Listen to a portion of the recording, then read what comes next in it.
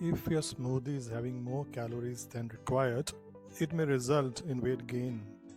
The purpose of a smoothie is to provide you with maximum nutrients with the appropriate amount of calories. So always get recipes from sources which provide you accurate calorie information. Too much of anything good is not always healthy.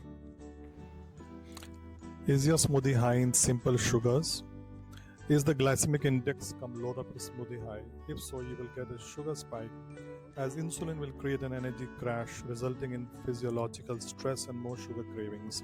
The very purpose of having smoothies gets defeated. Inflammation, elevated triglycerides, weight gain.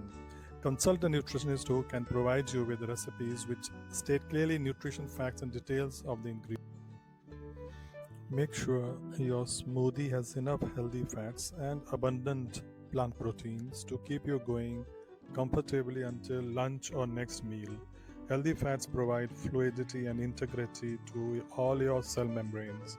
Proteins provide energy, repair and maintenance, structure, transportation of molecules, and they also produce antibodies, hormones, and enzymes.